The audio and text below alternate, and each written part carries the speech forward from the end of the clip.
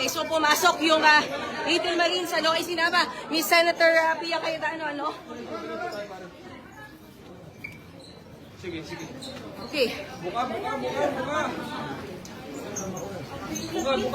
Okay, so nakapasok yung mga Little Marines na kasama sa guests sa Law for the Blue Ribbon Committee at isinama sila ni Senator Pia Cayetano. Up! Ay, oh my God! Senator, at dito siya, Secretary John Vic Remulla at pinipigil sila Senator Robin Padilla. Oh my God! Nagtakbuhan sila Senator Pia Cayetano kasama yung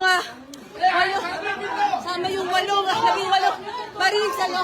Kasama ko si Senator Robin Padilla. Sinasarahan kami ng pinto. Aray! Okay. Kasama ko si Senator Robin Padilla. Sir, what's happening? Oh my God. Sir.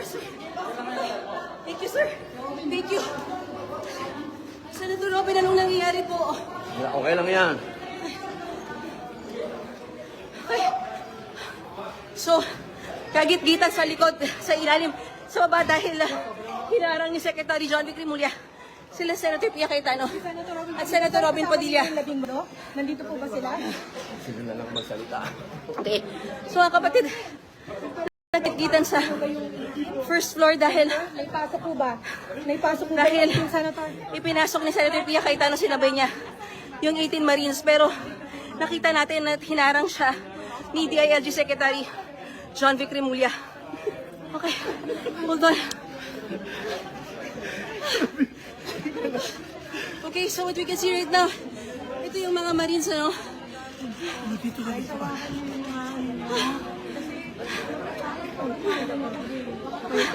Ano po nangyari sa labas?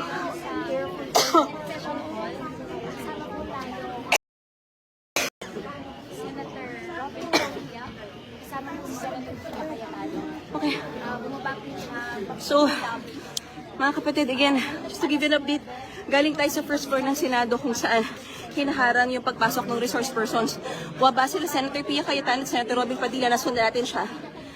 At ang ginawa ni Senator Pia ay isinabay niya itong 18 Marines, ano, para makapasok, at talagang nagkaroon ng struggle dahil pinigil ni DILG Secretary John Vic Remulla, lalo sila Senator Robin Padilla. Pero sa huli na naig, ano, at nakatakbo sila Senator Pia at nandito sa loob ngayon yung mga 18 Marines na kasama sa guests for the Blue Ribbon here.